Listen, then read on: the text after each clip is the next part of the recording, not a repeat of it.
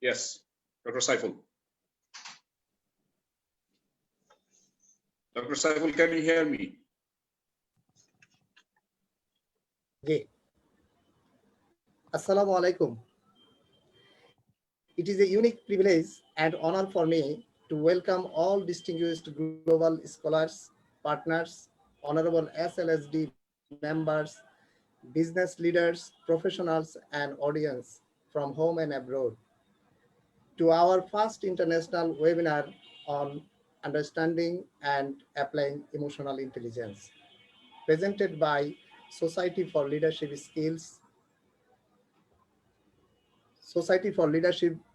Skills Development, SLSD, and organized by SLSD School of Emotional Intelligence. We have our annual signature program lined up in December 2020. This time, our signature program is International E-Summit on Emotional Intelligence. Certainly, we will share all details very soon about it. Once again, welcome to the International Webinar on Emotional Intelligence. On behalf of SLSD and SLSD School of Emotional Intelligence, I am Dr. Shaiful Islam, the acting chair of the SLSD School of Emotional Intelligence. This international webinar on emotional intelligence is also taking place for the first time in Bangladesh. Emotional intelligence is the talk of the globe nowadays, in line with another buzzword, artificial intelligence. The importance of emotional intelligence is immense and versatile. 5 components govern emotional intelligence. In SLSD, we have already developed an online course on emotional intelligence, designed and delivered by our President and CEO, Professor Moinuddin Chowdhury. Professor Moin has been practicing, teaching, and training emotional intelligence for the last 15 years at different organizations. At SLSD, we use 5S to remember those 5 components such as self-awareness, self-management, self-motivation, social awareness, and social skills. This 5S tool covers all 5 components by Daniel Goleman, who is called the father of modern emotional intelligence. Without much ado, I would like to request Professor Moin to deliver his opening speech and inaugurate today's international webinar on understanding and applying emotional intelligence, presented by Society for Leadership Skills Development, SLSD, and organized by SLSD School of Emotional Intelligence. Ladies and gentlemen, Professor Moin. Thank you very much, Dr. Shaiful Islam, Acting Chair, SLSD School of Emotional Intelligence. Today's session chair, Professor Dr. Nazrul Islam, distinguished global scholars from around the globe, business leader, professionals, and honorable SLSD members and other audiences who are watching us right at the moment, Facebook. It's really our privilege and honor to organize this kind of international webinar for the first time in Bangladesh. It is our first international webinar on emotional intelligence. At the same time, this is the webinar we are conducting for the first time in Bangladesh. So I would like to welcome you all to Bangladesh, virtually of course. And today's session is chaired by none other than one of my favorite personalities and leading professors, one of the best professors, dynamic professors, Professor Dr. Nazrul Islam, sir.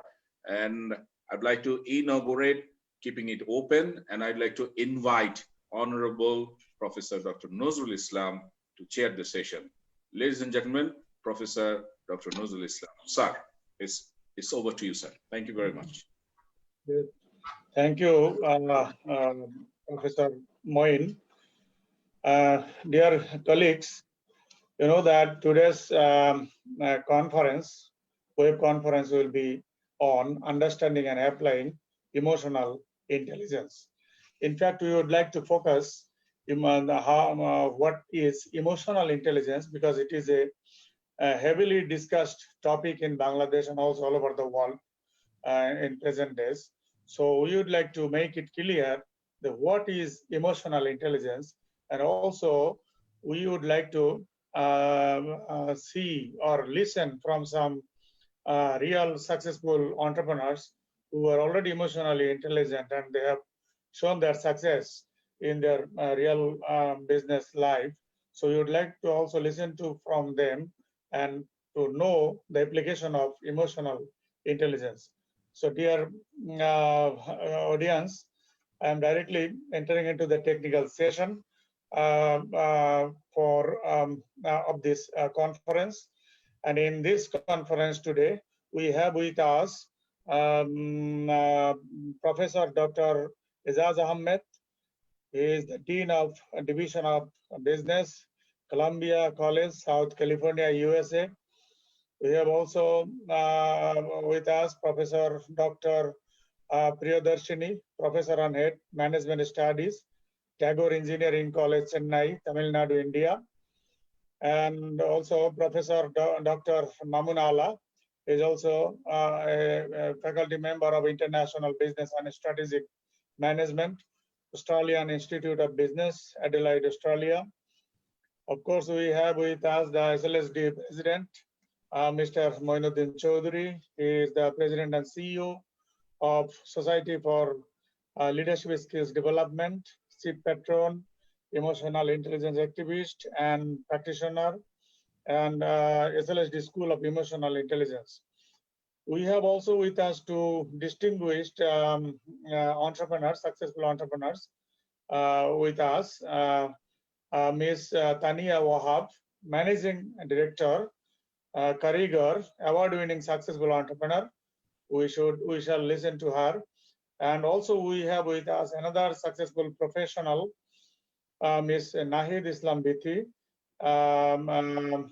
branding and modern management specialist, organizational change and HR head, Robi, Axiata Limited. So now let us start with Dr.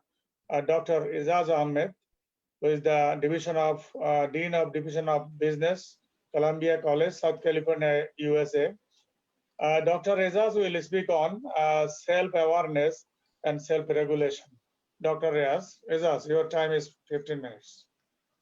Thank you. I'm not sure whether I'm able to share because it's saying that I'm unable to share the slides. So if you have the slides, can anyone share? Dr. Professor Moin.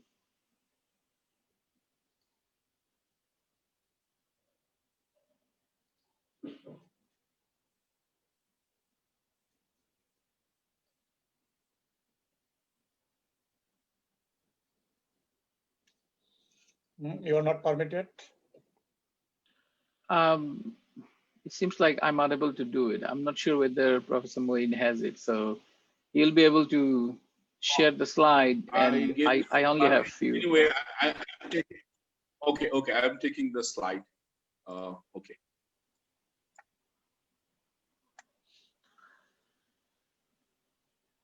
I sincerely appreciate the invite to speak to you, all of you, and we have a very distinguished guests and experts and practitioners today. I'm originally from Bangladesh. I have been living abroad for the last 20 years or so. And I understand that emotional intelligence, as you all know, is not a buzzword anymore. People have been practicing it. Leaders have been using it for their own benefit. And I will go through once the slides are up, I will go through a little bit of historical background, because I think it's important to understand that it is nothing new in the literature. It has always been there, but the practice has not been done properly. And those who have done, they have shot out so up and high. That nowadays people are trying to find out. So if I want to be the CEO of the company from a general manager, how can I do it? And this is the reason why emotional intelligence now has been very important. So let's see if we can. Yes, I think everybody can see the slides right now. So my name is Ezaz Ahmed. I'm the Dean of Division of Business, Entrepreneurship and Technology at Columbia College in South Carolina, USA. I'm also a professor of business. I teach business analytics and leadership at the MBA program. I have been doing research on business, specifically on employee-employee relationship. And most of my research has been in terms of psychological contract breach of employee-employer relationship, and also about abusive leadership. But that's not the scope of today's discussion. So I will go into, oh, we lost the slides again, I think. Professor Moin, we lost the slides.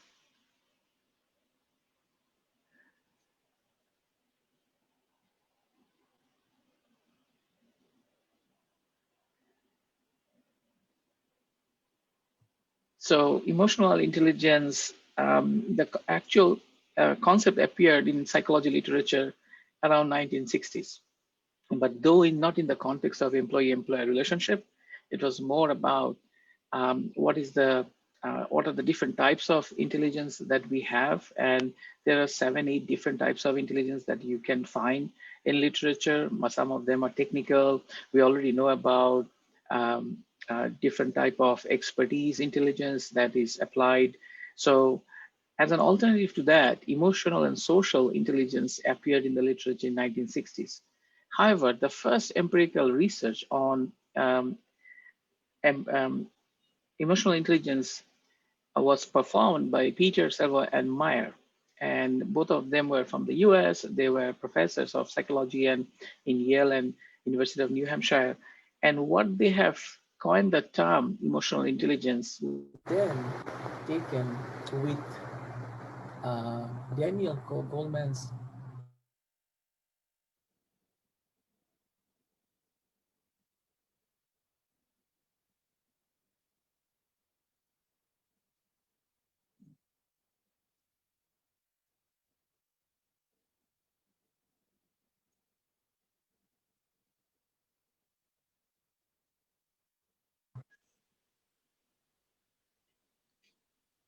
We lost the slides, I think.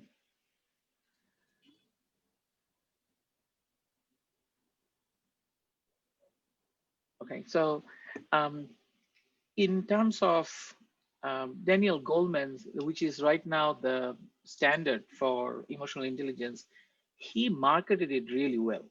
And I think he made a fortune out of it because he came up with a practicing applicable way of assessing emotional intelligence. So he came up with these 4 or 5 areas that is very important for emotional intelligence. But if you look very carefully about the original empirical study by Peter and John Meyer, they suggested that emotional intelligence is nothing but a set of skills that you can understand your own emotion, and you can then understand, if you understand better yourself, then you can understand others as well. And you can then manage each other's emotions so that you have a harmonious workplace, relationship, and it is applicable in many different contexts. In fact, it is said that a better husband will be emotionally intelligent, or a better wife will be emotionally intelligent in their marriage, because otherwise it will be very difficult. So if you look at the historical background, it has always been there. It was practiced in a different way, and it was marketed in the management field, again, in a way that was much, much more market oriented. But it has profound impact, because if you look at IQ or our intellectual intelligence, you can be an engineer with the degrees that you get from an engineering degree. And that will give you the access to a job or a business. But when you deal with people, or when you are in a context socially, your social intelligence or emotional intelligence plays the most important role in managing and leading them. In fact, I'll give a quote of the Chief of Army of Australian Armed Force once said that I do not manage. Once he was asked about leadership, he said, I do not manage heavy machineries. They do not listen to me. So I manage human being. So understanding each other is very important. I think that's one of the key concepts. Now, then emotional intelligence went really, really high. And in terms of applicability, in terms of marketing, and remember, it happened around mid 90s. So most of us who were at that time either at the workplace, some of us were probably studying, some of us were probably getting into the workforce, or we were just starting at the mid-level. So if we go to the next slide, we will see some more about what is emotion and why we need to understand it. And remember that this concept of emotional intelligence is relatively new. When the concept in literature is about only 20, 30 years old, it is not considered a foolproof theory. It remains a concept, and the applicability research makes it more prudent in coming years. So if you look at the definition of emotion and why we have to understand it, because emotions are very complex. It's a psychological state, and it involves what we define as either positive or negative emotions. Surprisingly, emotions are divided into these two groups, but it has a subjective experience, it has a physiological response. When we are emotional, we can laugh, we can cry, or we cry, or some people do not cry, they do not show their emotion. We have different ways of expressing ourselves, and then we have some behavioral, and that's how it works. Now, every day we go through a lot of micro, mini, or even smaller than that, nano emotional experiences. So your 24 hours is full of different types of emotions that we collect every day, and it impacts on us, on our behavior, on our understanding. Now, if you look at the way we express emotions in words, we have about 3,000 plus words available in terms of the language, different languages that we use. It doesn't matter whether we use English, Hindi, or Bengali, or any other Farsi or anything else. Most of the words that we have, majority of the words are for negative emotions.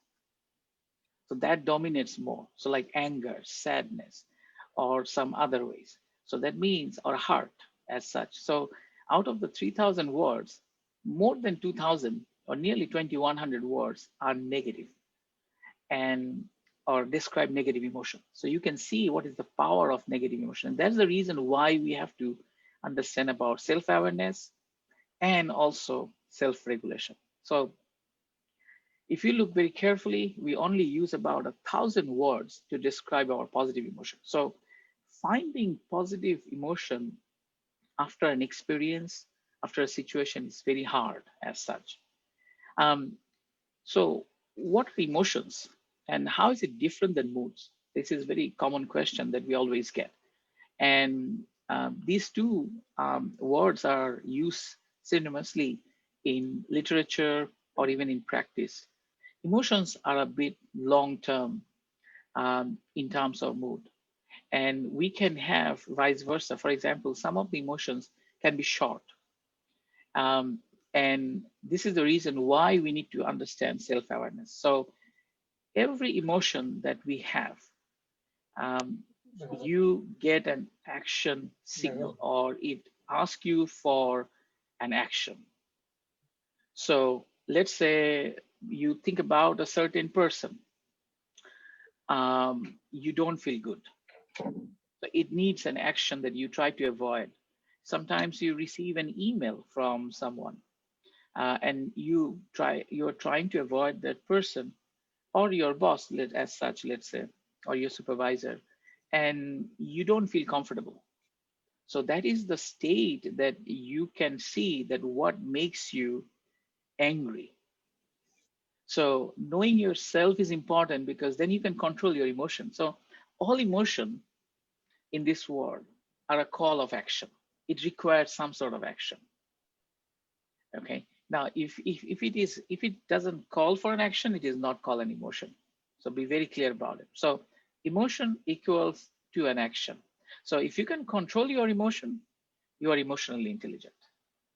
And if you all remember that in the conflict management world, we always have said that if you don't like something, say something. If you don't voice up, you are not.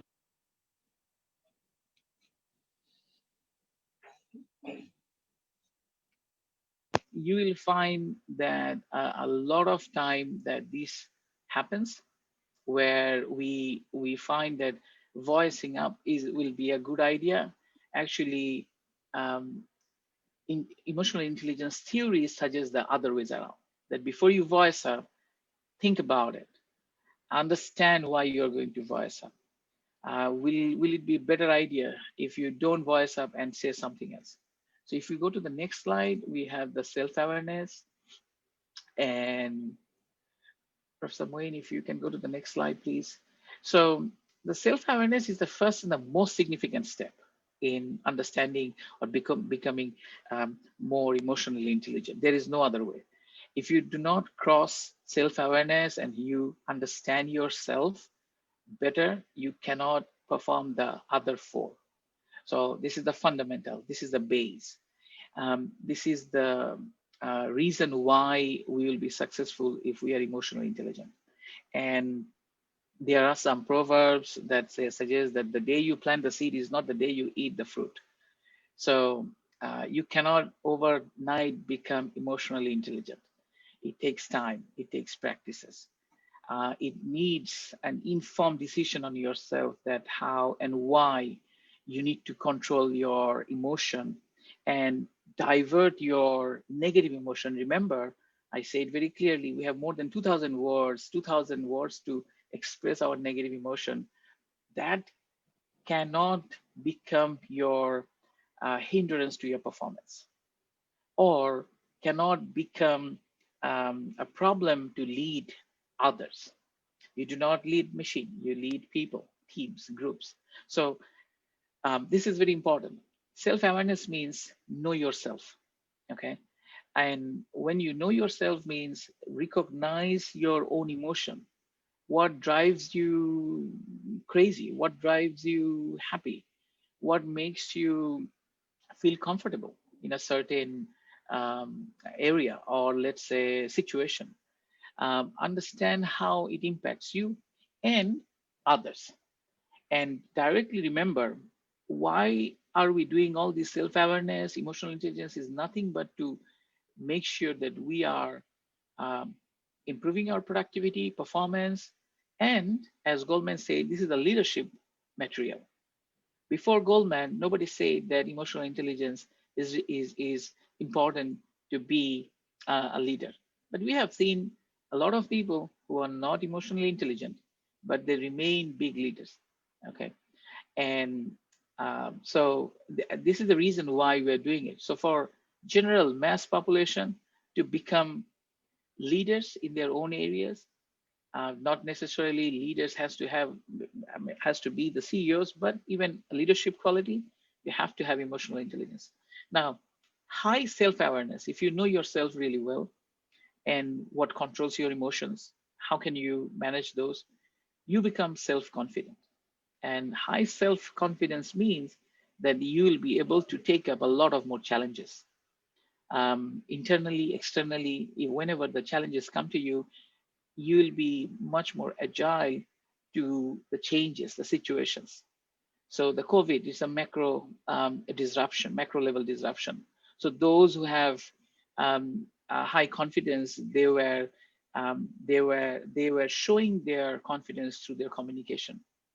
And the crisis is omnipresent everywhere, but they will be able to manage those. Now, if we go to the next slide, that is about self-regulation.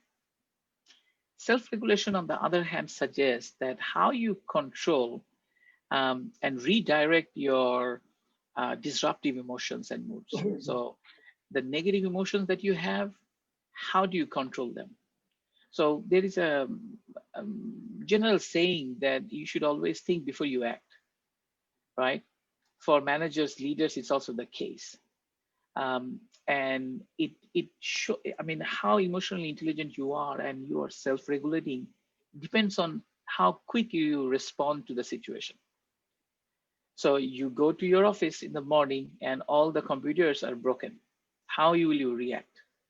Will you have an outburst and saying that this office has been like this for the last 10 years? I didn't have a pay raise. The computers are all broken. I don't like this place anymore. I need a job. Or you will think that why it happened. You will have an informed decision about it before you approach that what will be the solution look like. So self-regulation, self-control means that you are going to ensure that you redirect or control your negative emotion and use it for your decision-making process. So you are responsible as a manager or a leader for your act, not for your feelings. And this is the reason why we need to ensure that we understand ourselves better, we regulate ourselves better. Now, those individuals who have high self-regulation, they are considered among their peers, colleagues, trustworthy, they work with high integrity, and they're easy to take up challenges. The reasons are that they are confident they'll be able to manage people. They'll be able to manage situations because they can control their negative emotion and what that can impact on others. So these are the few things I thought I will discuss with you, and I'll hand over it to now Dr. Islam. If you have any question, you can always contact me through this forum or through email. Thank you very much. Thank you, Dr. Ezaz, for introducing this important topic, emotional intelligence, to the audience.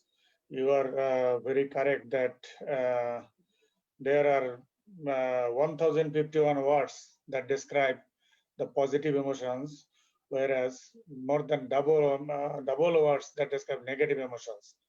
And we know that negative emotions are harmful.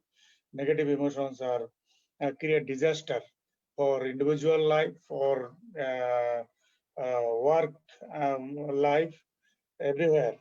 So it is the challenge to combat or redirect these negative emotions towards the positive emotions.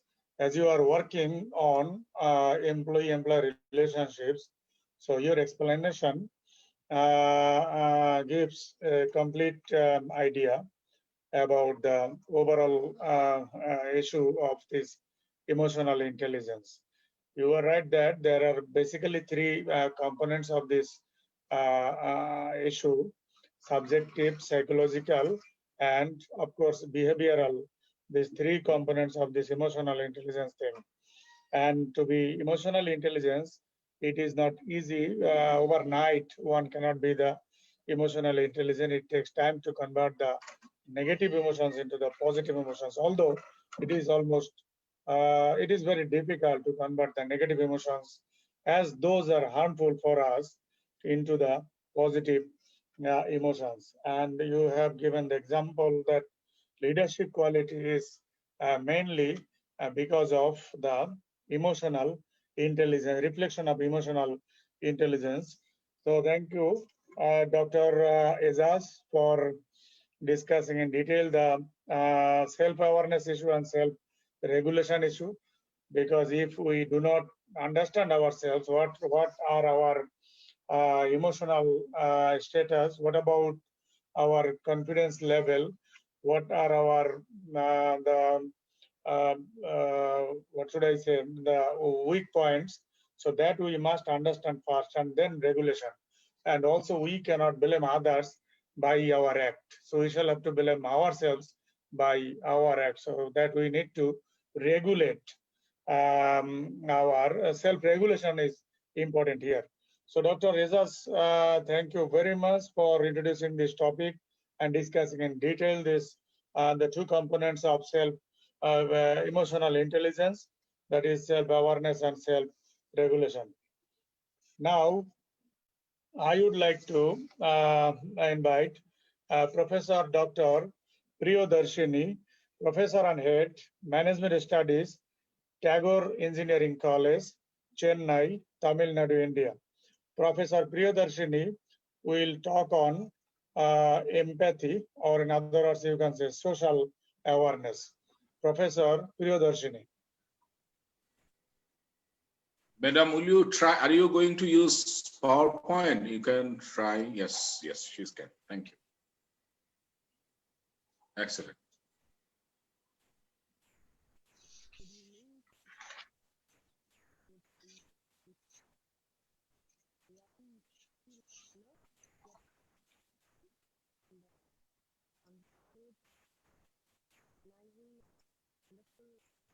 I'm not sure, but can everyone hear? I think I am not listening Yes, to. Madam, yes, a bit. Yes, am I audible? Yes, now you are. Yes. Okay. So thank you. So I really congratulate and feel it is as a privilege to be part of this forum. And it is a wonderful forum on emotional intelligence. And it is such a nice thing that Dr. Nazrul Islam has been the moderator, and SLSD has created this forum where across the globe we could meet on a virtual platform and we could discuss on all the things. And over to my topic. I have given a topic on emotional intelligence, the second dimension, to understand empathy. So the first professor, Dr. Ahmed sir, has said a very challenging task. What is the biggest challenge in life is to understand ourselves. Okay, everyone says the biggest challenge in life is first to know ourselves. That is the first thing, the first challenge. So sir has taken that challenge and he has addressed like how we have to understand ourselves. And as Dr. Nazrul said, like how even a two negative words could create a damage on a relationship or on a business or on a management. So I'm here to talk on a topic that is like how do we improve the social awareness. That is one of the dimension given by Goldman. So let me get into the topic of empathy. So what is empathy? So empathy is a wonderful a diagram. So you see that two people are holding a binoculars, and you can see the colors are exchanged. So that is what is empathy. So understanding emotions in another person point of view. So how we understand, that is a definition given by empathy, but that is not alone is the empathy. What is that we can say as a empathy is I could feel your pain in my heart. That is what is called as the empathy. And like it has been, many research has been proved that empathy is a right-brained activity. It is a right-brain activity, the kind that many leaders consider as a touchy-feely discipline. So it is such a wonderful word, a touchy-feely discipline. So it when we say the both the angles, why I have just put on these both the angles is to understand what is empathy in terms of a relationship, and to understand empathy in terms of an organizational perspective, and to understand the empathy even in terms of artificial intelligence which is coming up. So I would try to touch upon all these things, how empathy is related to all these things. And evolution of empathy. So we always like when we try to know something as academicians or anyone, we always have a curiosity where it has come from. Okay, where is this origination? So the empathy, it is a component of EI, but it is the component which was discussed by Charles Darwin, yeah, evolutionist. He said empathy is something which has comes from the childhood state. Even a baby infant, okay, research demonstrate that even young babies have the capacity for empathy. You know, like, a child is very nagging when the mother is attentive, or when the mother seems to be with energetic. But the same child, will sleep. I think we all as a mom, or like, as a father, you could have also seen when you are sometimes very exhausted, without you expressing what is your feel, your child understands that something, my parent is not well, let me not be very noisy today. So that is the evolution of empathy. So you could see from a diagram, you can see that day, I just saw like, in my neighborhood, I saw a kid. When we asked the kid to wear a mask, now COVID, we are wearing mask all the times. What the kid did, it took the mask and it tied it to the teddy bear, which she used to play often. So that is what is empathy, when what we feel for others and how we try to express the feel, that is what is that empathy. And what is that sympathy? Because many people just mislead with sympathy and empathy. So what is sympathy is, I acknowledge that someone is having a problem or they are having a struggle, that is sympathy. But what is emotion is, I just express that I feel their pain, and I say that I put myself in your shoes. That is what is called as empathy. That is where, whenever you see empathy definition, it is comes like you put yourself in someone's shoes. Okay, a very funny diagram how to be sympathetic. When other teddy, when like, a doll is broken, it says, oh, that's too bad. That is sympathetic. But is what is empathetic is, the broken hand is is held by the other friend. So it says that don't feel bad. I give you my hand. That is what is empathetic. So the many of us are sympathetic. Okay, we are sympathetic. We feel, oh, it's happening. Okay, well, what to do? So, but what is the world expects, or what we need to be like, to be more of empathetic, which makes us more successful and which builds us the relationship too. And then what is the outcome of being good empathetic person? So when you show a deep empathy towards others, your defensive energy goes down. This is a, like, it is proven by many psychologists. It says that the defensive energy goes down and the positive energy comes up. Okay, so where the problem gets solved on its own, whether you are a manager, or whether you are a subordinate, or whether you are a teacher or a student or a husband or a wife, when we show more empathy, what happens is the defensive, when we try to protect our thoughts, it goes down, and the positive energy on its own, okay, it's a psychological thing, so which comes up and the problems get solved on its own. So this is the outcome of empathy. And now let us relate it to emotional intelligence. Okay, so what is emotional intelligence, and how is empathy is connected to the emotional intelligence? So if you see, I just have a pyramid of emotional intelligence. Okay, so as like what the professor Ahmed sir said, emotional stimuli, self-awareness, self-management, all these things comes up in the pyramid stage. And then the pyramid is built up by social awareness, and it is next, it goes the social skills, and then transference, and finally is your emotional unity.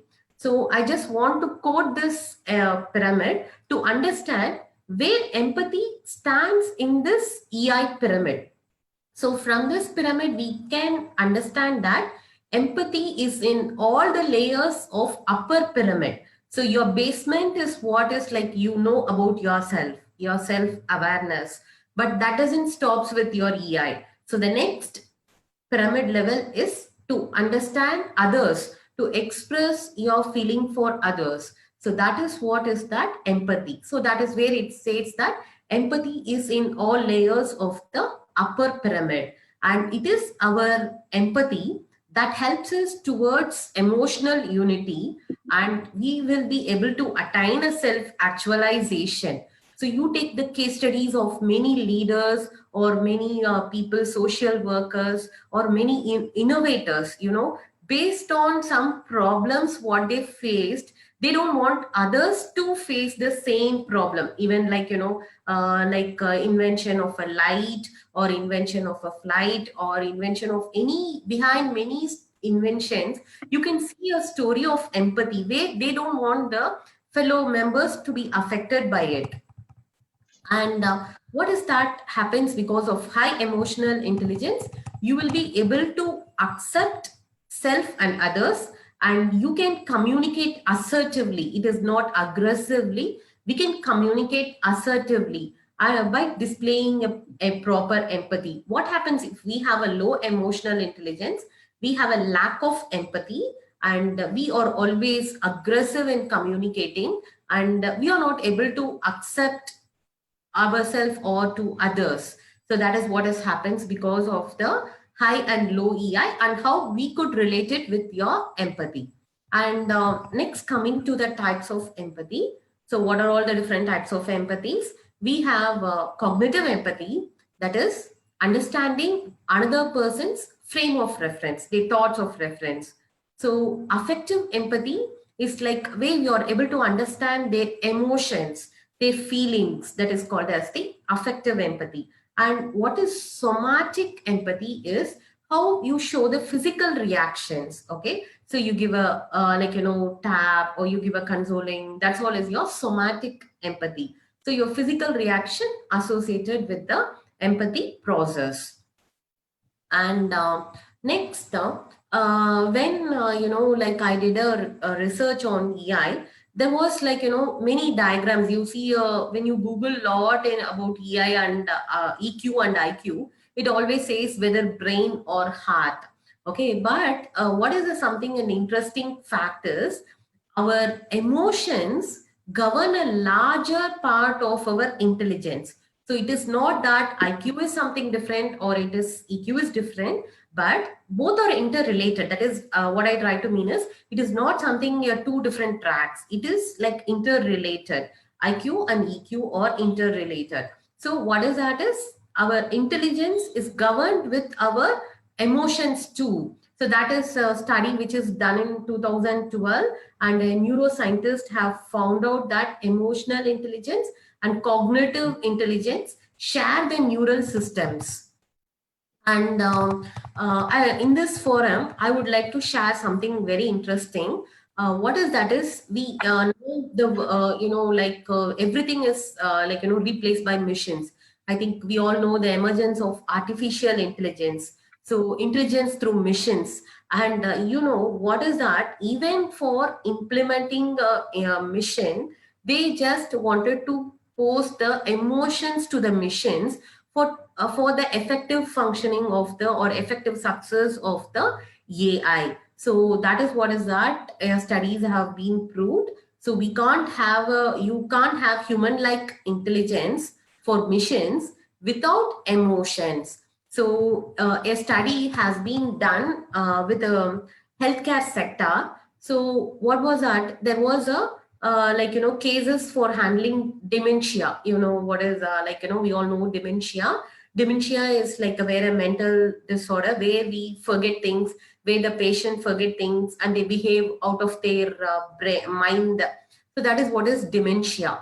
So it is a very rare disease, but it is faced nowadays. Many people are getting this disease, and it is faced by elder people. Elder people incur this disease. So what was problems faced by many doctors who were treating dementia patients is they faced a lot of burnout.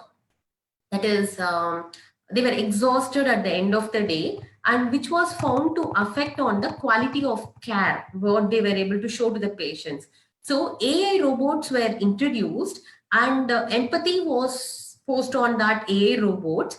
And what happened is it acted as an intermediators between the doctor and patients. And later on, it was found that the results were found to be so amazing that the burnout of the doctors and nurses were reduced, and even the patient care was found to be a better thing. So something which was a proved case study. So that is something, an interesting fact where we can know a concept called as artificial empathy. So which shows a concept called as artificial empathy for coding empathy into missions. See, why I just wanted to put this here is because empathy is something to know how important is empathy. So because it is not that for only for humans, even for making a AI to be successful, we need to pose empathy to that. So that is what is that I wanted to post it in this forum.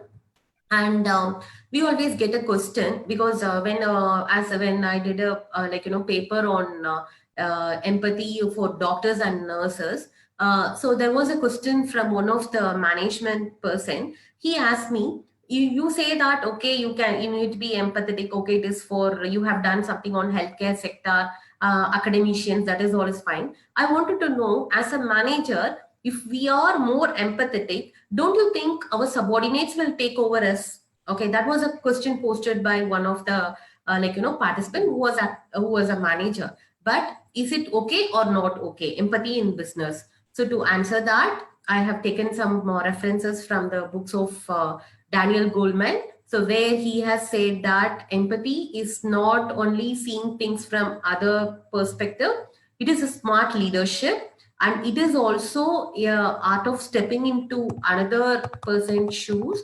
So where you are able to guide their thoughts.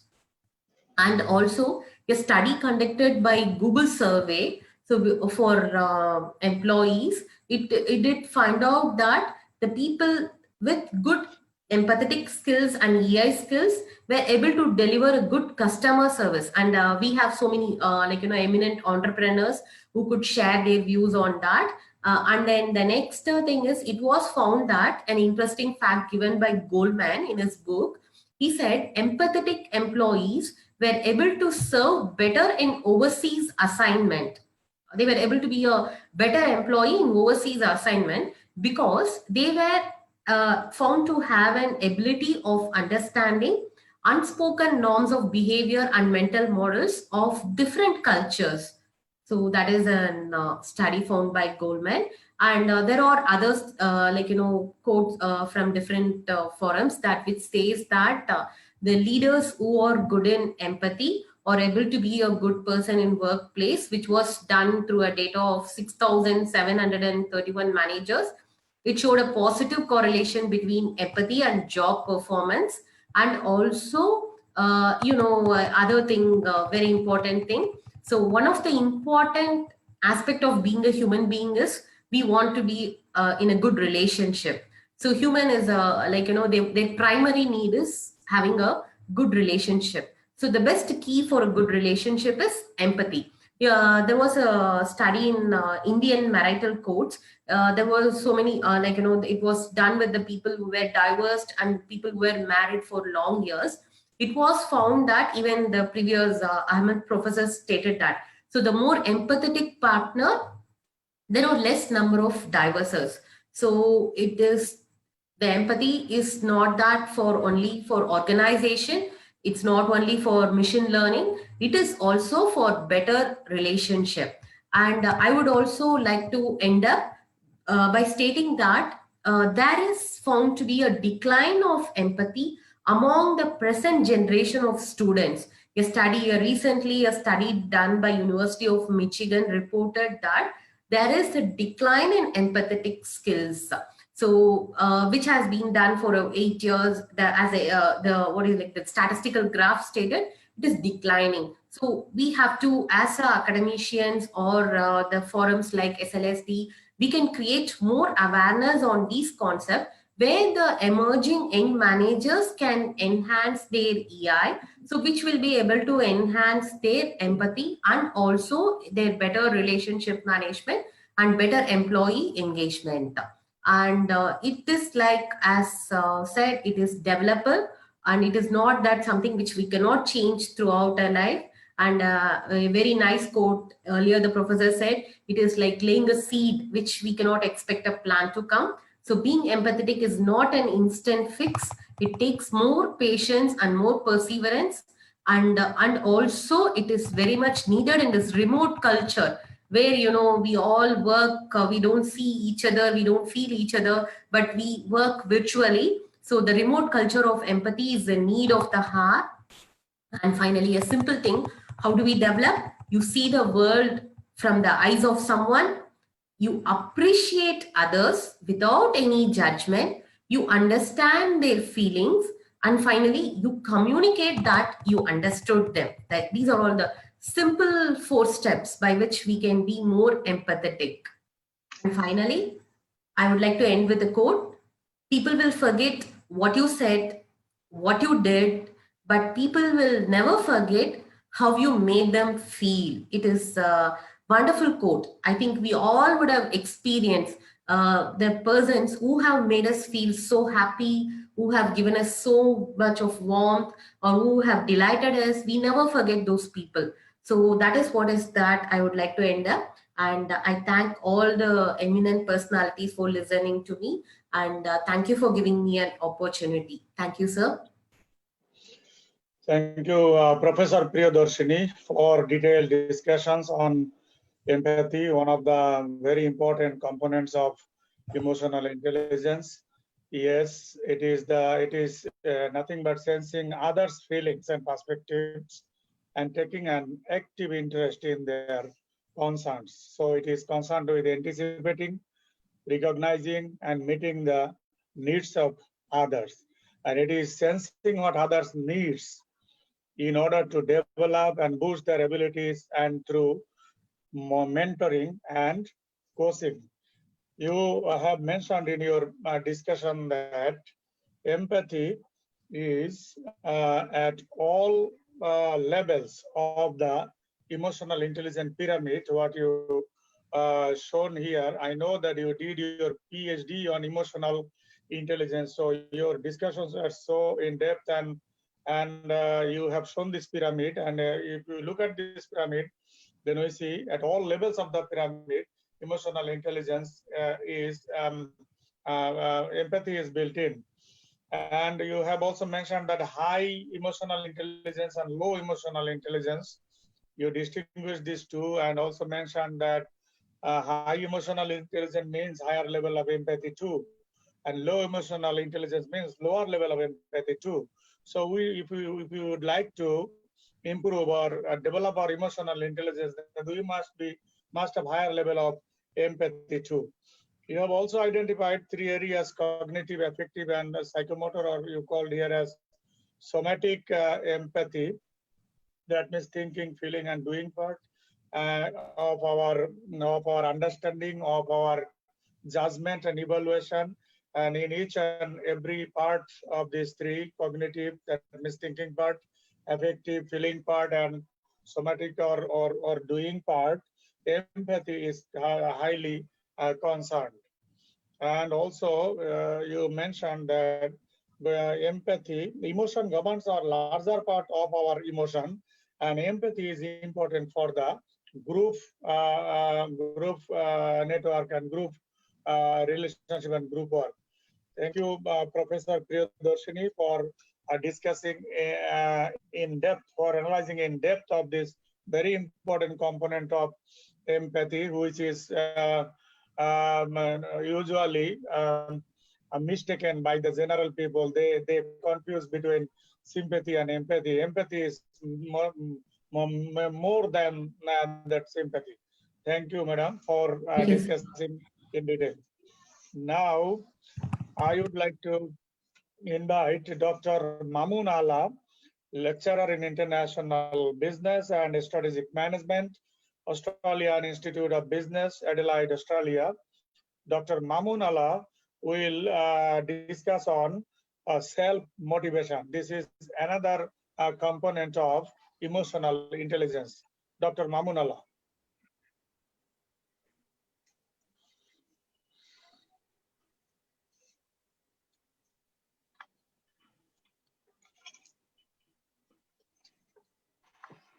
Can you all see the slides? Yes. Yes. Thank you so much for inviting me to participate in this international webinar. I'm a bit disadvantaged because it's about 1 o'clock and I generally sleep at 10 o'clock. So 3 hours already late. But so please forgive me if you see that my energy is waning.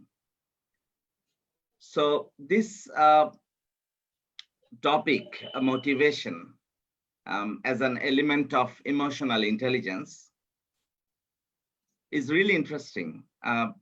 Although motivation is really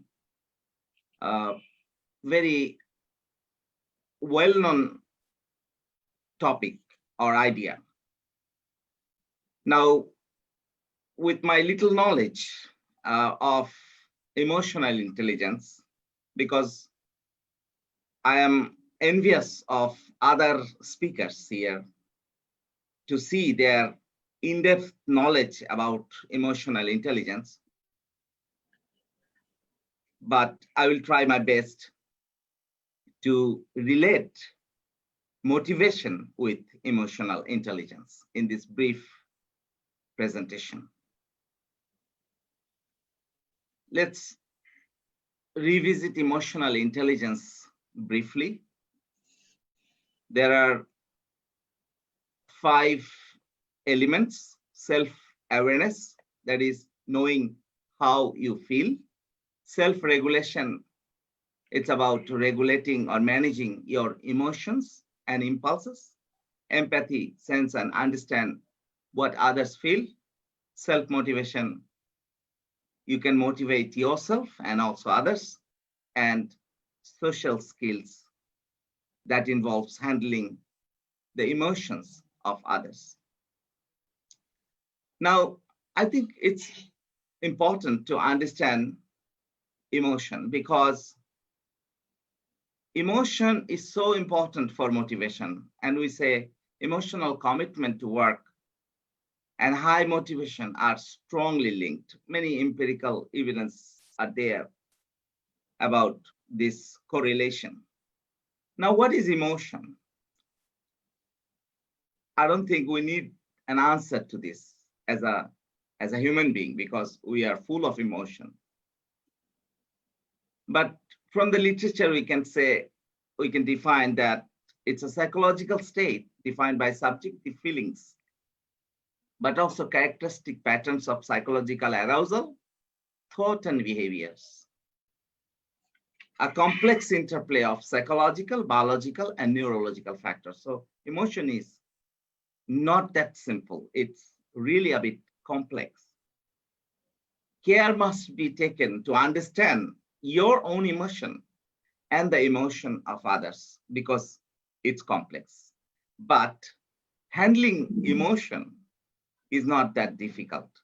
And I hope after this webinar today, we all will have a better understanding of how to regulate our emotion and use it in the most productive way.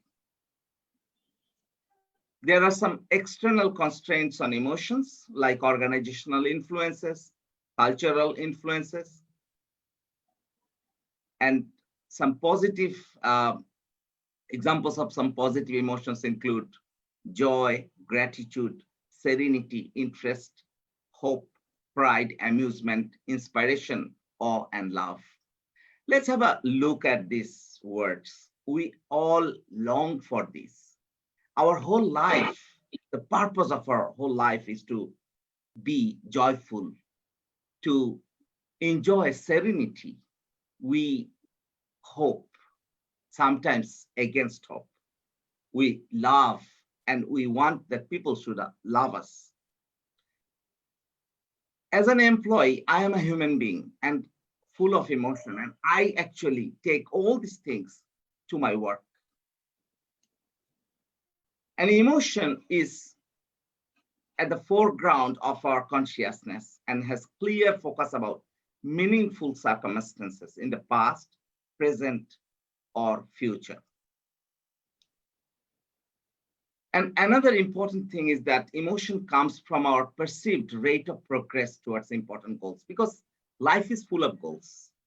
We have a lot of goals as an individual, as an employee, as a leader, as a follower.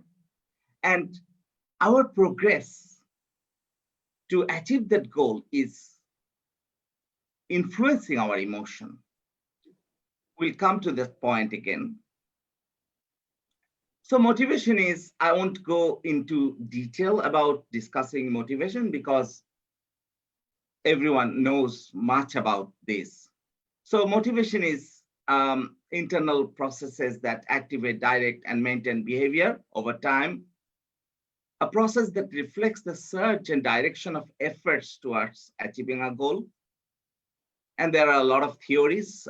We won't go into details. We'll just look at some of these theories. There are need content theory, self-determination theory, cognitive process theory, Bloom's expectancy theory, and job characteristics model.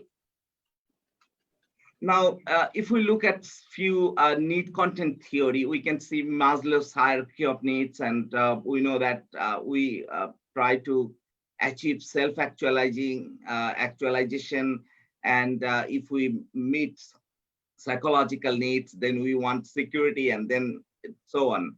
And then Cleland's achievement motivation. Again, we want achievement, we want power, we want affiliation. McGregor's theory X, importance to supervision, because some leaders believe that people are lazy, they don't want to work, and theory Y, those leaders, they don't want to micromanage the people because they think that people are motivated, and they try to further motivate people with rewards and recognition. And there are also other theories, including Hirschberg's dual factor theory, where we say that motivators are really achievement, recognition, work itself, how interesting it is, or responsibility, advancement, growth. And there are some factors, hygiene factors. If they are absent, we are demotivated, but their presence does not motivate us, such as company policy, supervision, and even salary. I don't know whether you believe it or not, but salary is a hygiene factor. It doesn't motivate you, but absence, if you don't get paid in 1 month, you will be demotivated. Relationships, work conditions, status, security, all these are hygiene factors of motivation. Then there is self-determination theory. This is really interesting because there are 3 basic needs are there. For example, one is competence. I want that people should recognize my competence, and I should be proud of saying that on my job, I do not get, I get much of a chance to show how capable I am. If I'm not getting that opportunity, then I'm demotivated. Then I want to relate. Relatedness is another basic need. Feeling connected to others, love and care for others. So people at work should care about me because I want to be related. I want some attachment, some bondage. And another need is my autonomy, control, ownership of my work. If I don't have that, then I'll complain that there is not much opportunity for me to decide for myself how to go about my work. So these theories really talk about motivation, but they also talk about emotion, underlying factor. As an underlying factor, they talk about emotion. Now, there are also intrinsic and extrinsic motivation where I have really some genuine interest to do something, then I will do some work, and that's my intrinsic motivation. And sometimes I just do for some external rewards, promotion, praise, money. So these are all theoretical aspects of motivation, and I don't want to go into detail of this. Now, what is the takeaway from this? Motivating leaders promote emotional well-being in the workplace. Motivational leadership focuses on creating and maintaining a facilitating mechanism to enhance emotional well-being of followers. Now, then we think that, okay, emotionally intelligent leader, what that leader will be like. that leader should look for emotional well-being of followers. Emotional well-being, we know that there's some examples of positive emotions. So it's about love, it's about trust, it's about warmth, bondage. And then experiences of people's positive emotions broadens people's momentary thought action repertoire, which in turn serve to build their enduring personal resources, ranging from physical and intellectual resources to social and psychological resources. So that means, again, if people are motivated, then they try to upgrade their skills, they try to upgrade their resources, and higher positive effect or emotion in the workplace stimulates intrinsic motivation and engagement, resulting in a higher level of task completion. So all these extracts are actually saying that motivation is needed to create positive emotion, and positive emotion will actually encourage people to achieve goals. Now, I don't want to take much time, so at the end, I have got some self-reflection or some concluding questions. Now let's think about what we do with our followers, or what our leaders do with us. Do I focus as a leader on caring for others, really genuinely caring for others, or we just don't care, we don't listen to others? Then do I focus on developing caring relationship? Do I create opportunities for others to practice caring and gratitude? So it's not for only myself. Do I create opportunities for others to practice caring and gratitude? And finally, do I act as a strong role model and mentor? Strong role model and mentor, you can be a strong role model and mentor only when people will trust you, people will love you, people will respect you. They will have positive emotion surrounding you. Finally, my favorite quote, and I have got a LinkedIn article on this. Rumi's quote, "Don't you know yet? It's your light that lights the world." This quote talks about your positive self-image. Your self-motivation comes from your self-belief, self-image, your positive self-image, your self-esteem. And if we can really understand and really can learn how to be thankful of my own power, then I will be self-motivated. I will feel that I can achieve everything. And I wanted to add another quote, but and if please forgive me if I'm wrong in quoting, but the idea is something like that, of Michelangelo's quote, an Italian sculptor of the Renaissance period, that the tragedy of ours is that we set our goal too low and we achieve it. Not that we set our goal too high and we don't achieve it. So I think self-motivation is that realizing own potential and also helping others to explore their own potential. And over to you. Thank you so much.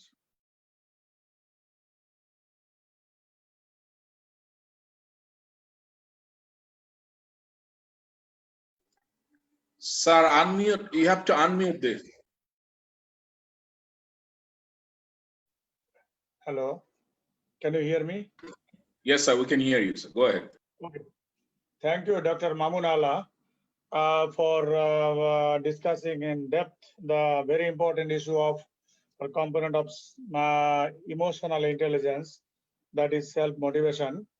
And I'm sure that you wanted to mean your discussion that it is concerned with achievement drive of an individual. It is concerned with the commitment of the individual. It is concerned with the initiative of the individual. And of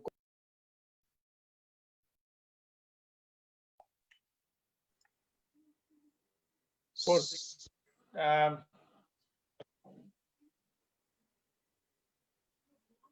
hello. Yes, sir. We can Hello, hear you, you sir. hear me? We can hear you, sir. Go ahead. Sorry, which is highly connected to the emotional intelligence. And in your discussions, you have identified that there is a very strong link between emotional commitment and also self-motivation. And also, you discussed different motivational theories, identified motivators, hygienic factors, intrinsic factors, extrinsic factors, and also self-determination theory that explains 3 basic needs: competence, relatedness, autonomy, and so on. And also, in your discussions, you try to say that motivational leadership will, of course, promote emotional well-being at workplace. So self-motivation is actually, it's a force that keeps pushing us to go on. In fact, it is our internal drive to achieve, produce, or develop and keep moving forward.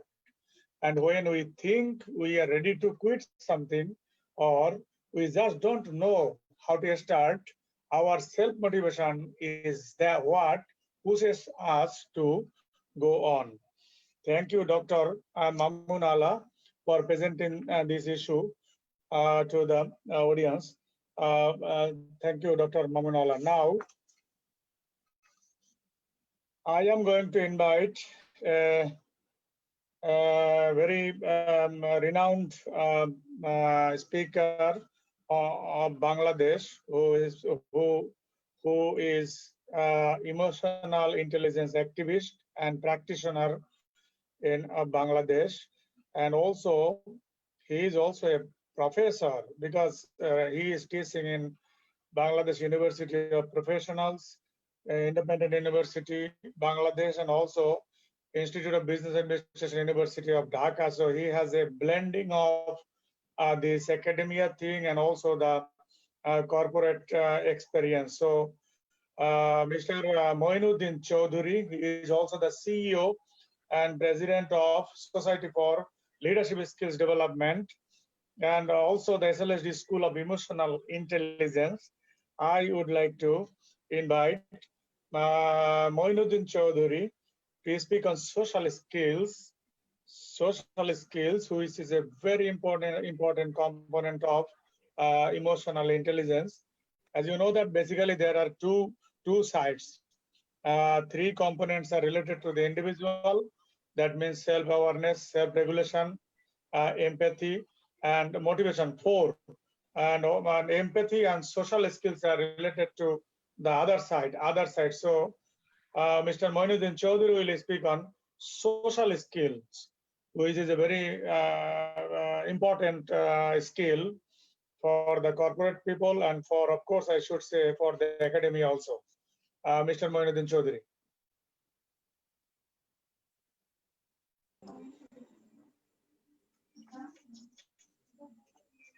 Chowdhury. Sir. Yes, please. Thank you very much, sir. Honorable Session Chair, distinguished experts on emotional intelligence from the other parts of the globe. And we are so happy that we are connected together. Of course, I highly appreciate our audiences here and on Facebook. I was just looking at their responses. I was just moving through browsing Facebook. It was huge, and it was for the first time we're doing it. So credit goes to our session chair, Dr. Nazrul Islam, and all the scholars present here. So here we go. I'd like to talk about mechanical skills. In 2000, actually, in 1996, he spoke, and then they spoke again. This book, I read 3 books like anything. Actually, and the more I read, the more I get the insight of words. I attended so locally and internationally because emotion is the power within. And with that practice, with the industry, and I have sort of passionate and deeper into it, and decided to publish another book in mind to make.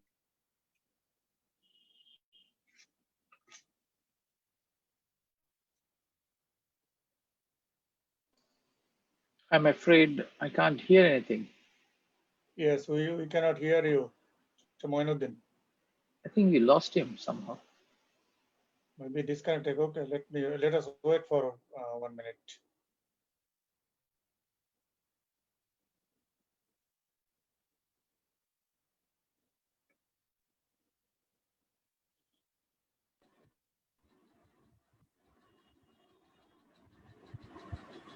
This is part of the emotional intelligence we actually expose sometimes because of the mechanical, artificial intelligence. Sorry about it. And then I decided, actually, when I was asked by one of my clients, ICMAB, the Institute of Cost Management and Accountants of Bangladesh, to design a course for them. And I came up with the idea, the leadership excellence, emotional intelligence, and it was fantastic. I conducted this in number of cities there. And I worked with some of it until now 150 on emotional intelligence in different types of formats. I've already designed a course. I already Dr. Shaiful, chair of the School of Emotional Intelligence. Shortly, we have received huge responses from the market, and a lot of people are willing to understand what emotional intelligence is. About emotions in workplace, make a particular equation. Shortly, we have received huge responses from the market, and a lot of people are willing to understand what emotional intelligence is. About emotions in workplace, make a particular equation. Shortly, we have received huge responses. Can you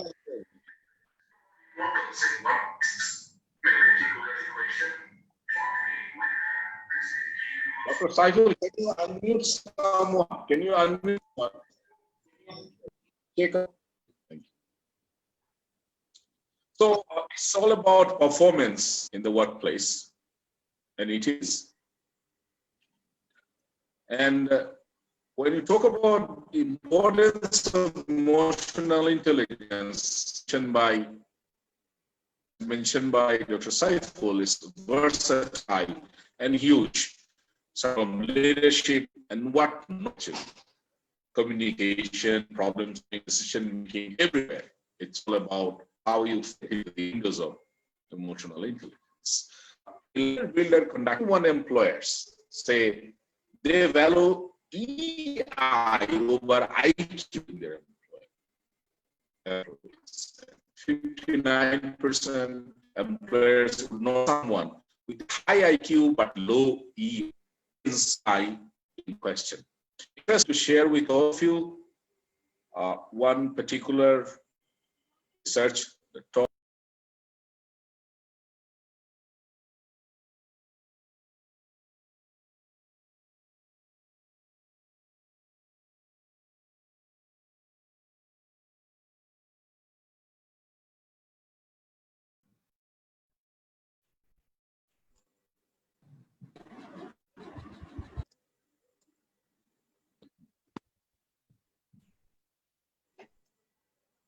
Okay, can you all hear me? I think it's the internet issue coming up and go.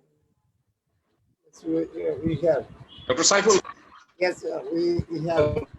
Please continue. Thank you. Yes, sir. These are CEOs. He identified, we know CEO stands for Chief Executive Officer, and changes the designation and he says Chief Emotions Officer. He found the characteristics of emotional intelligence among these successful CEOs. And as we know, there are 5 components, and I am taking care of the last component, social skills. Goldman, there are 5 components. Since we started talking about, of course, Dr.Ezaz covered the modern history of emotional intelligence. I'm going for that. But what I'm trying to say is the same 5 core elements was designed by another Dr.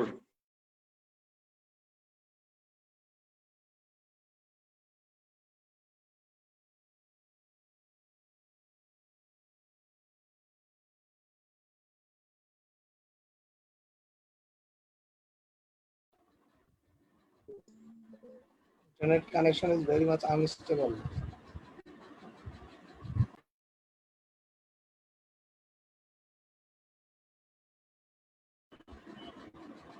Please, sir, unmute your mic. Okay. Same 5 core elements of emotional intelligence. Mark break out ruler, become the or ruler by the ruler. R for recognizing emotions in self and others. Understanding the causes and consequences of emotions.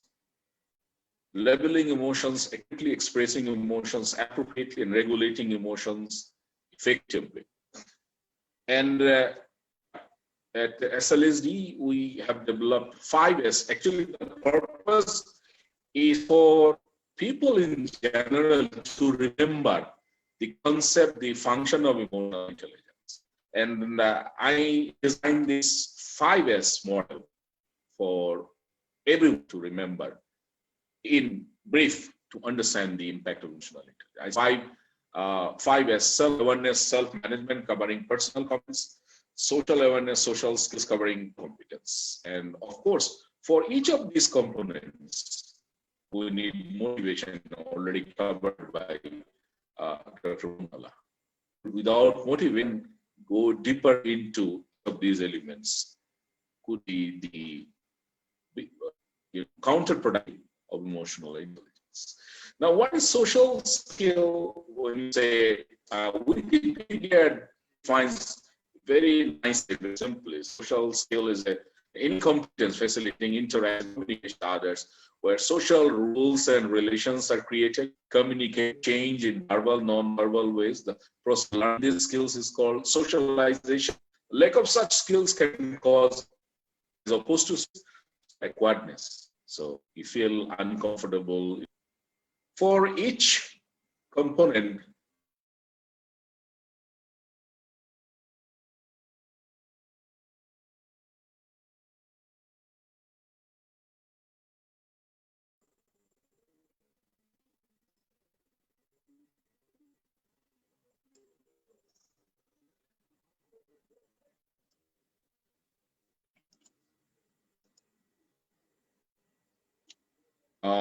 this book, Primal Leadership, Daniel Goleman, along with Richard and Annie McKee, talked about 19 competencies of emotional intelligence.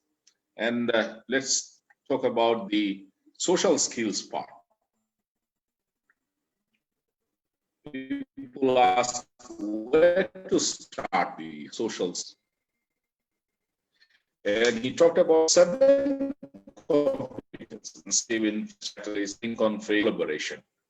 And oftentimes we find these titles as learning program in corporates, like effective negotiation, conflict management, coach mentorship, team building, networking. There are different aspects. I mean,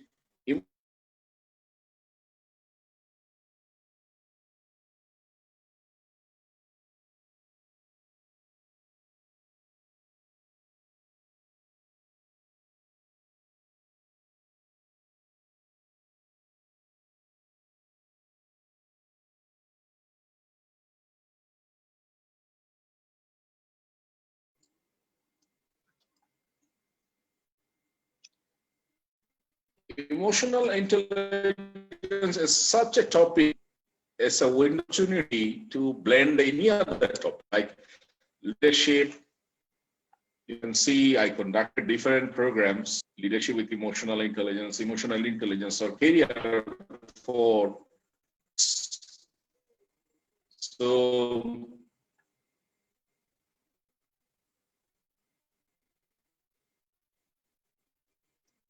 and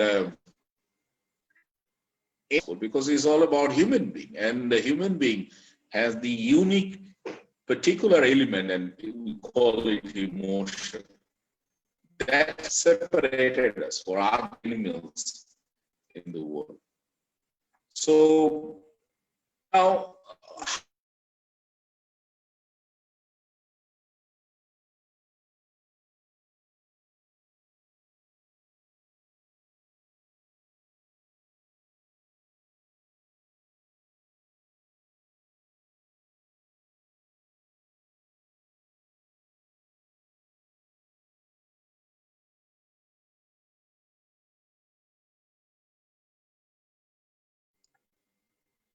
I don't know why it's happening, but it's happening currently for the first time national seminar. So design 4 approaches to accelerate actually social skills learning issue. Like it could be individual efforts with the SWOT analysis, and then we can actually talk about SWOT, replacing the threat with the word challenge. And this approach can be, conducted, incorporated with nowadays with MOOC, massive open online learning, or paid, CSR project. But the challenges could be lack of proper motivation, like of learning, teacher logically, learner might not motivate it. Probably misinterpret or misunderstand his, strength and weakness. That could be the challenges, but otherwise, with individual effort, people can go anywhere where he wants to go. Approach, the challenges could be the budget, expert by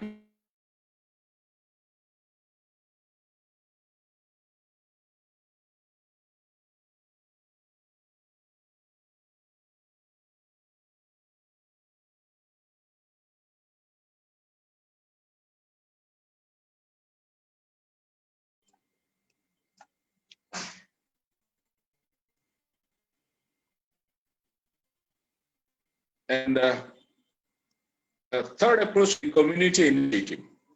Different organization can help people to build. Dr. He talks about creating awareness in the system, which we are doing SLSD, but could be the learning objectives, customization, and another challenge could be for the input to and the impact of community learning.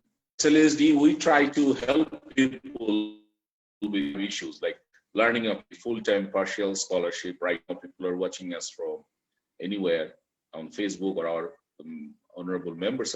They can do social and professional networking. They have the opportunity to improve their leadership, their ideas.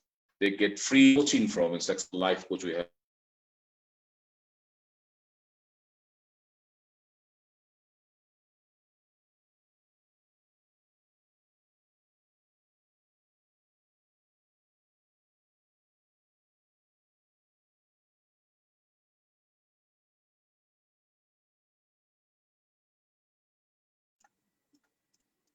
But the fourth approach could be the academic part, which is very limited, and syllabus, curriculum, assessment challenges. Right now, there are different universities where emotional intelligence is part of academic subject. I am teaching business to understand the basics of emotional intelligence, or for organizational behavior, total quality of management, they have a very precisely widened, could be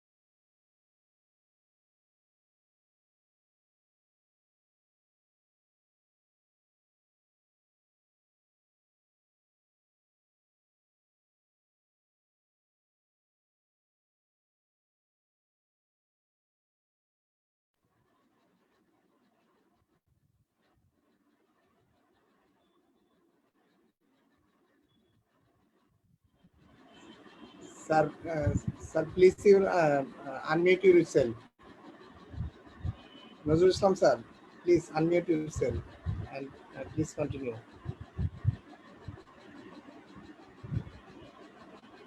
Is it finished? I think Moinuddin bhai was disconnected. His internet connection is very much unstable. Yes, community.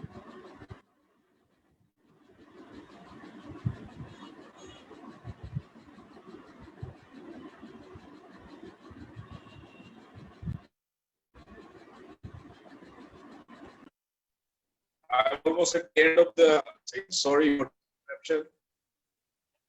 It's lifelong learning we talk about by Alvin Toffler. The elite of the 21st century would be those who cannot read, write, but who can learn. My words, never stop learning. Life never stops teaching. So any of the efforts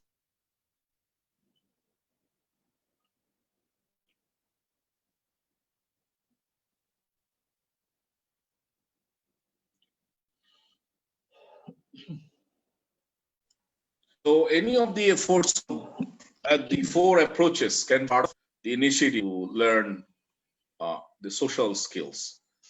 So it's individual, the organization, the community to create awareness for learning, because learning is the only way out for human existence and sustainability.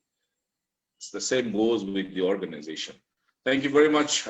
I'm really sorry for this interruption. Is the mission thing, and we have to emotionally accept it as part of our emotional intelligence. So back to our session chair, Professor Dr. Nazrul. Thank you, sir. Thank you, Mr. Moinuddin Chowdhury. Because of interruption, we could not hear you properly. Anyway, you have sent us the written docs, so I am going to just say a few words on the discussions you made on social skills, which is a very important element of emotional intelligence. In fact, social skill is any competency, what you wanted to say, that facilitates interaction and communication with others, where social rules and relations are created, communicated, and changed in verbal and non-verbal ways. You also mentioned that social skill is a process of learning, and when people learn, then it becomes socialization. And if the person or individual lacks such skills, that can cause social awkwardness. So you also mentioned that the social skill is intangible, and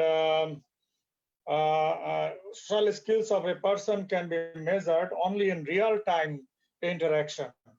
It may seem soft skills theoretically, but it may turn out to be hard skills at the time of execution. You also mentioned that social skill includes few components like influencing power, communication capability, leadership, that means inspiring, influencing and guiding groups and people. And also, if the person has social skill, he becomes a change catalyst.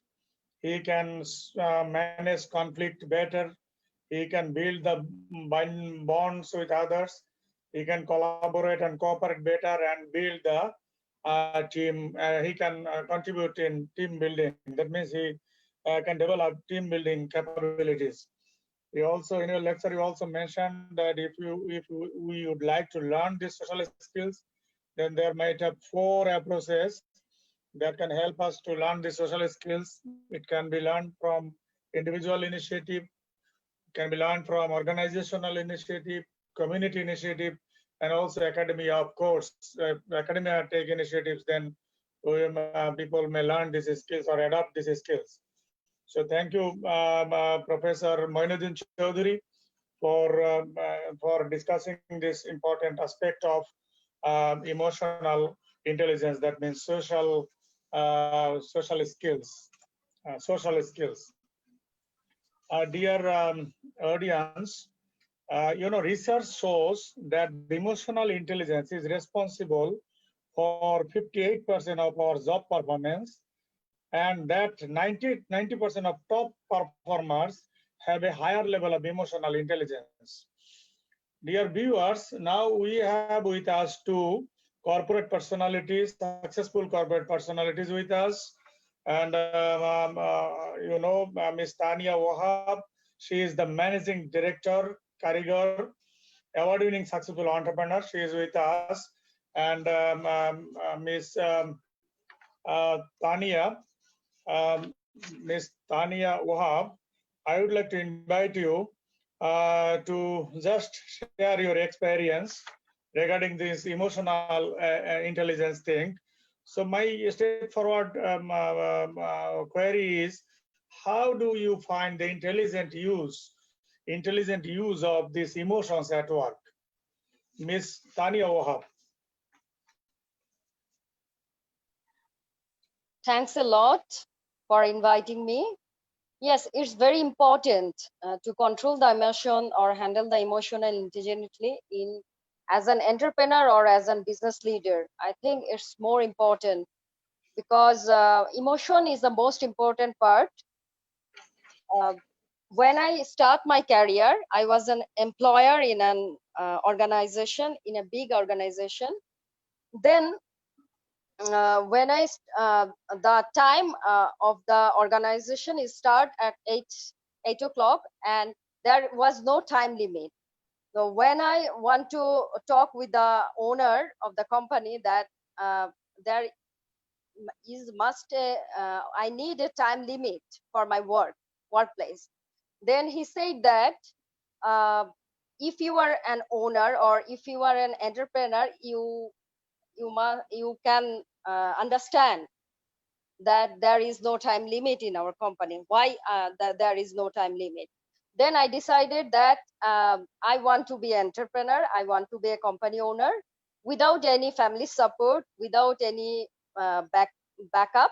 I start my business with full of emotion. And that time, most of the people say that I made a very wrong decision. I made the decision emotionally, but now they say that that was my best decision in my life. So yeah, it's very important, I think.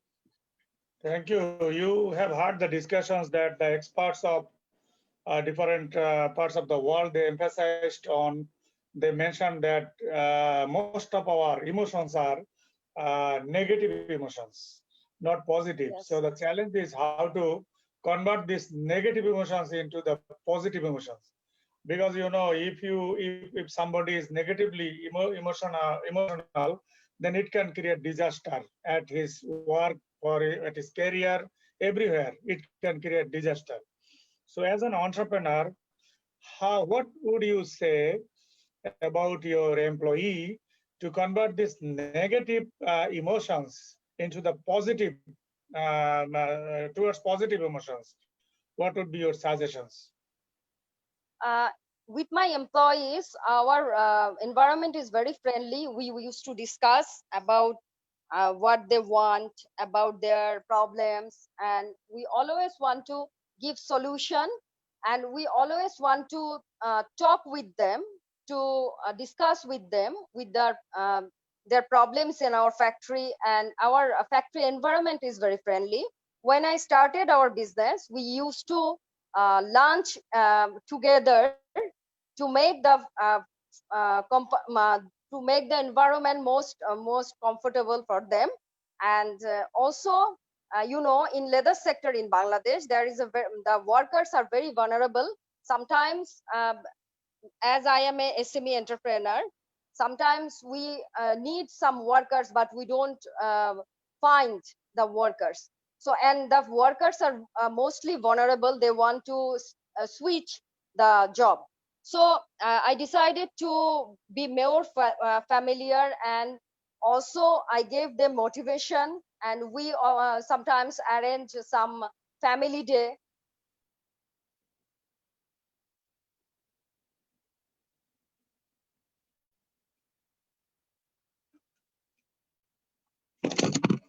Sorry, I missed my call. Okay, so wish to solve this problem, the negative emotions. Okay, now my last queries or just experience, share your experience. And you have mentioned that you made mistake in your decision from the beginning, from the starting of your business, and of course there was a loss and pain incurred because of the wrong decision and emotional decision. Do you think that an individual should make a wrong decision first to be positive, to have positive emotion? Is it connected with this, or someone can automatically become positive by giving effort? What do you think? The mistake or the pain of his actions can be the basis for being positive. What do you Yes, think? sometimes anger, the negative emotion is more difficult to to continue the business. I have an experience that I made some corporate order for a big company in Gulshan, and then after delivering the product, they said that uh, after they also distribute the product, but they said that the product is not good, so you need to give our the discount. So as an anger, I was so angry and I was so upset. Then I said that you don't know need to pay, and I don't need your money. And then I gave up and I came back. But now I think that that was my wrong decision. I should have emotionally think the positively and should intelligently I can maybe can solve this problem. Thank you very much, Ms. Tania Wahab. I see from your discussion that you are trying to use this positive emotional intelligence at work. For example, you lunch together with your employees. That is a kind of emotional issues. You try to connect their emotion with you and with your organization. You also mentioned that family get-together program you organized and also organized. That is also another example that helped to be connected with the organization emotionally. You know, nowadays experts says that if you can emotionally motivate your people, then that motivation will be the real motivation, and that motivation will help you to go to the top of the success ladder. Thank you, Ms. Tania Wahab, for sharing your valuable experience regarding the application of emotional intelligence. Thank you. Now we have another senior speaker with us from corporate, Ms. Nahid Islam Bithi, who is a successful professional and also empowering branding and modern management specialist, organization and change, and also HR specialist, Robi Axiata Limited, Ms. Nahid Islam Bithi. So I would like to listen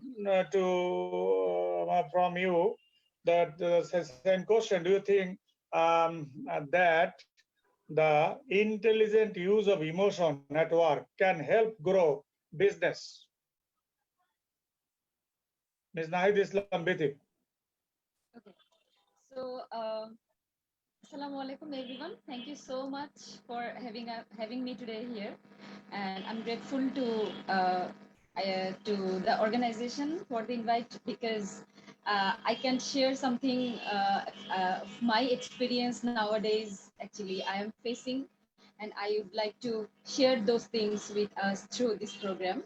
So, yes, the topic itself is a very interesting today because emotional intelligence is something like what we are not conscious about. So every day we are doing our regular activities. We are going to office, we are talking to people, we are dealing with business deals and everything. So backward, this term stay silent sometimes. But the question is very important that Sir has asked, that business deal is how IE is important in business deals. So for an example, actually, being a HR professional, actually, so I would like to actually excuse myself today, because whatever I would say in the people management perspective, because I don't know, my psychology and other activities actually allow me to go through the people management perspective.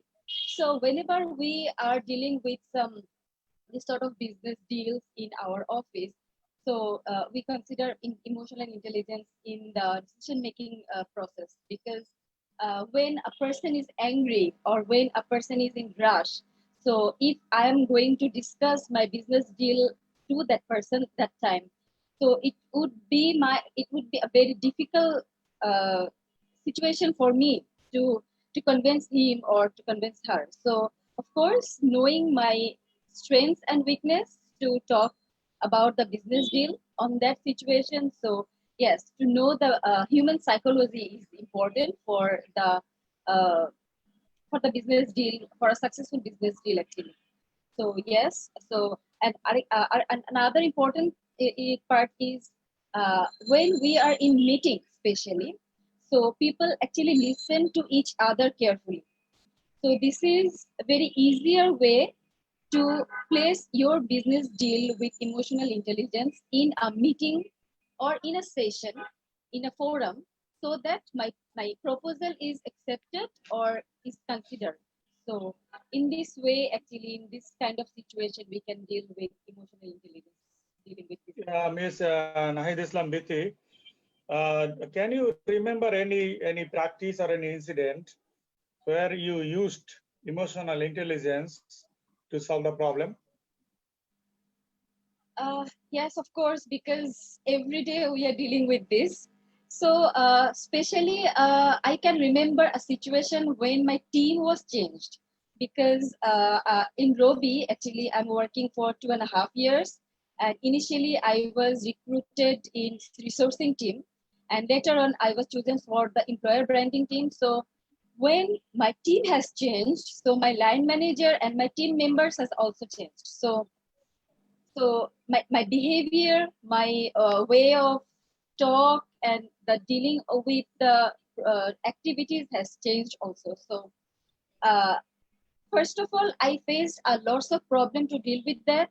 But when I started to observe my line manager's psychology, my line manager's way of behave, and her emotional intelligence, her situation when she is accepting my proposal or she is willing to listen my words actually. So my emotional intelligence helped me a lot to deal with a tough boss, to be very honest. So yes, so this is very important to apply your emotional intelligence in a very, very proper way to deal with your line managers. Yeah, my last queries is, could you please share your experience about how do you keep yourself emotionally intelligent at work? Could you please share Okay, your so experience? yes, this is very important. So actually, very beginning, I already mentioned that we are not always conscious about this emotional intelligence. How we are reacting to the people, we are not conscious. So if the news is good news for me, I'm happy. If the news is not good for me, I'm sad or I'm reacting like angry or something like this. So first of all, I think, according to my opinion, actually, I think we have to observe, we have to build an observing capability in ourselves.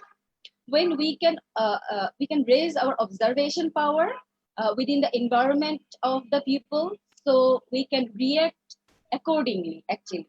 So whenever the situation is in my hand or out of the hand, so whatever the situation is, observation can help me a lot to deal with the situation. And uh, of course know the self evaluation actually, because how expert I am in dealing with people, when I can talk a better way, what kind of preparation actually I need to talk when I'm going to propose something to my office or to anybody in every situation. So So the self-preparation is important for that. So yes, and of course the responsibility. Whenever whatever the action is assigned for me, so if I am accountable or if I am responsible toward that activities, so that helps me a lot to deal with this emotional intelligence in a very proper way, according to me. Thank you very much, Ms. Nahid Islam Bithi. And the few things came out from your discussion that when people are angry or they are rash, we should not try to convince them. You will not be able to convince them. That means you wanted to say that we must give importance on the human psychology. It is very important. And that is, of course, the emotional intelligence. And you also mentioned that observing power is important. So in a meeting, if you can observe others properly, then you can perfectly participate or lead the meeting.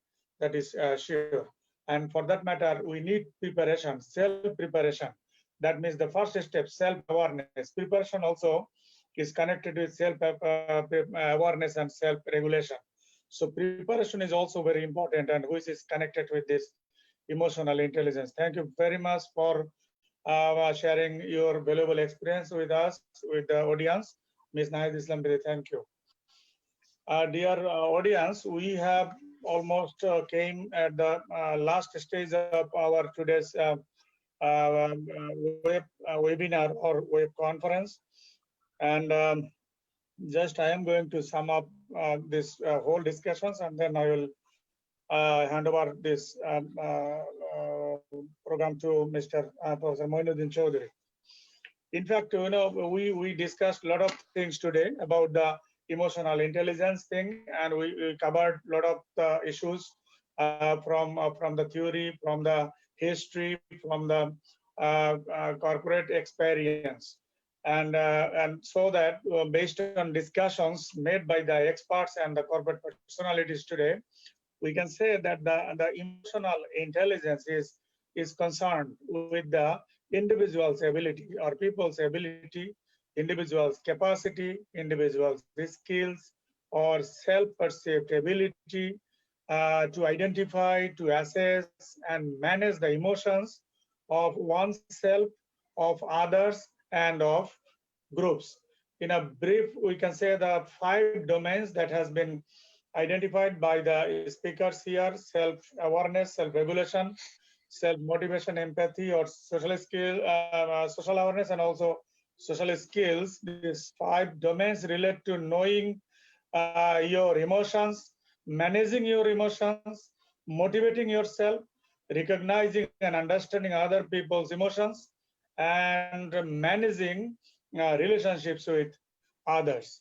So, dear audience, we can say, based on the discussions, thorough discussions, that from the birth to death, we need to be emotionally stable to avoid wrongdoings that have tremendous effect, that will have tremendous effect on our mind and of course subsequently on our everyday life. So emotional intelligence facilitates our capacity to recover from toughness or difficulties, motivation, empathy, reasoning, stress management, communication, and our ability to read and navigate social situations and conflicts that ultimately help us to go to the top of the success ladder. So in fine, I am going to conclude with the words of Daniel Goleman, who is the pioneer of this emotional intelligence concept.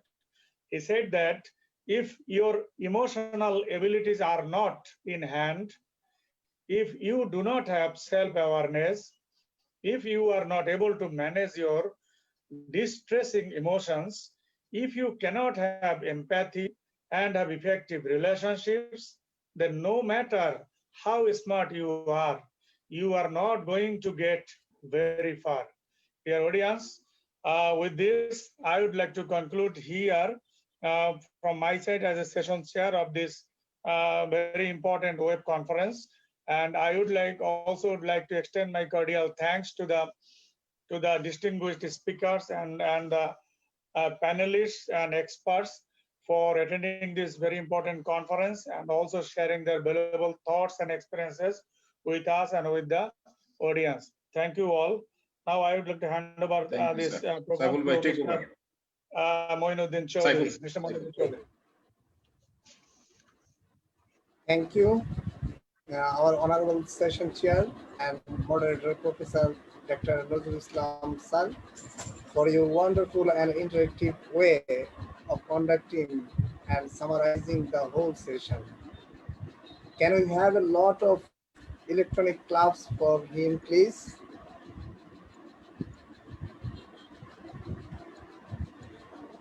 Now I would like to invite Professor Moinuddin Chowdhury to deliver his brief vote of thanks. Please, Professor Moinuddin, sir. Thank you very much, Dr. Shaiful, Acting Chair, SLSD School of Emotional Intelligence. I am really speechless because of this huge response from the audiences. I must thank Professor Dr. Nazrul for taking the initiative of arranging this particular international webinar and organized by SLSD School of Emotional Intelligence, of course, presented by SLSD itself. I must thank Professor Dr.Ezaz, Dr. Mamun, Dr. Priyadarsini for their generous support and wonderful presentation to enrich our mental faculty to understand emotional intelligence much better. Sorry from my part because of technical difficulty, but very soon we're going to publish an e-souvenir where you will have all the presentations in one place for public. I must thank Ms. Tania Wahab, Managing Partner, Karigar, as a business leader for giving us our valuable time to take part in this webinar. I must thank Ms. Nahid Islam Bithi, coming from Robi Axiata, for her valuable time and her participation. Wonderful experience they shared with us. It was a bridge between the academia and the industry. We learned from each other, and I must say that it was a wonderful experience to learn from each other. We have really discovered so many issues of emotional intelligence, and we have, of course, enriched our mental faculty. I would also like to thank our honorable members of SLSD and people who are watching us right at the moment on Facebook. And we look forward to our annual signature program in December. And thank you, Dr. Shaiful, for taking your role so proactively, covering me from time to time. And thank you all very much. Thank you, Dr. Shaiful. Over to you.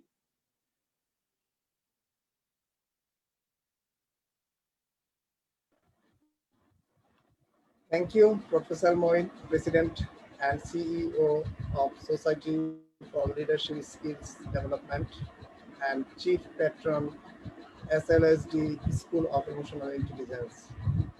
It was a brilliant discussion by our all global experts on emotional intelligence, business leaders, professionals, and excellent interactive session by Professor Dr. Nazrul sir. Thank you very much, all of our speakers. We are grateful to you for giving your valuable time and delivering your speech. We are publishing an e-souvenir by 7th October 2020 on this international webinar, and of course, recorded version of this international webinar is available soon after some official edit on our YouTube channel. We look forward to seeing you in December 2020 during our International E-Summit on Emotional Intelligence. Thank you all very much. Good night. Allah Hafiz. Good night. Thank you very much. Thank you all.